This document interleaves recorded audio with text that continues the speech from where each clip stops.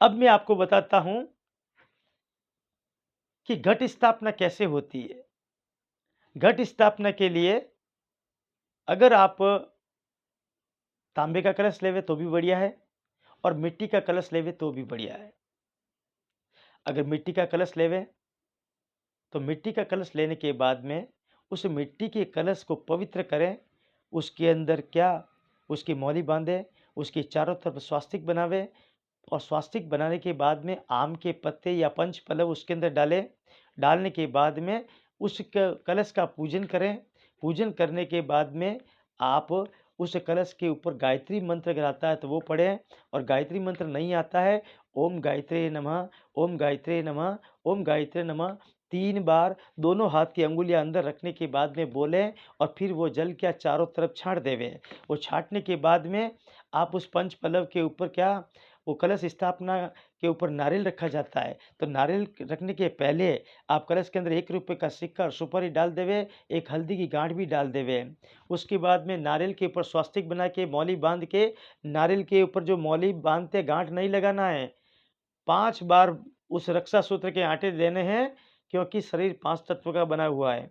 इसलिए 5 आटे देने के बाद में उस कलश के ऊपर उस नारियल की स्थापना करें, नारियल का पूजन करें, उसके बाद नारियल के ऊपर माला पहनावे। माला पहनाने के बाद में जिस जगह पे कलश को स्थापित करें वहाँ पे पहले क्या स्वास्तिक बनावे, उस जगह को पवित्र करें। पवित्र करने के बाद में उस कलश के नीचे आप धान्य रख सकते हैं। धान्य में गेहूँ रखो या चावल रखो।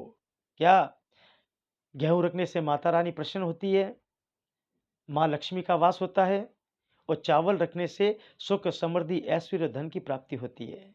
तो वो रख देवे, थोड़े गेहूँ रख देवे, थोड़े चावल रख देवे, उसके बाद उस कलश को उसके ऊपर स्थापित कर देवे और उस कलश का भी क्या हमेशा पूजन करना है।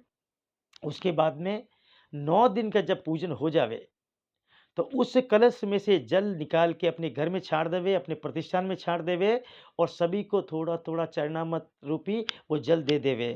अगर कोई बहन जिसकी की संतान नहीं हो रही है, ऐसी कोई स्त्री है जिसकी संतान नहीं हो रही है, तो वो जो माता रानी का 9 दिन का जो कलश के अंदर जल है, उस जल को उसको 9 दिन के बाद में उसको पिलाया जावे, तो माता रानी की असीम कृपा से उसकी संतान प्राप्ति होगी।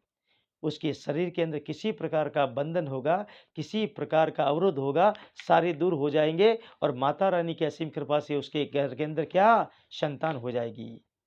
वो जो नारियल है, उस नारियल को फोड़ के उस कन्या को खिला देवे, उस स्त्री को खिला देवे, क्या?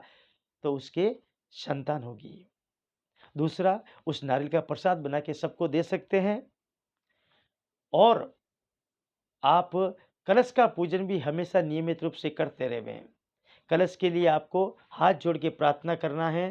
सभी तीर्थ, सभी पवित्र नदियों का उसके अंदर ध्यान लगा के आपको हाथ जोड़ के प्रार्थना करनी है और आप ऐसा मन में भाव रखें कि इस कलश के अंदर सभी तीर्थों का जल समाहित है। इस प्रकार बड़ी आनंद के साथ में आप घट स्थापना करें। घट स्थापना का मुहूर्त मैंने आपको बताया है पहले के वीडियो के अंदर, फिर भी आपको बता देता हूँ सुबह 6:35 से लगाकर 8:03 तक और दोपहर में अभिजीत मुहूर्त 11:36 से लगाकर 12:24 तक इसके अंदर घट स्थापना करें। जय श्री कृष्ण, राधे राधे, नमश्चंडिकाय नमः, ओम दुर्गाय नमः, बोल अम्बे मात की जय।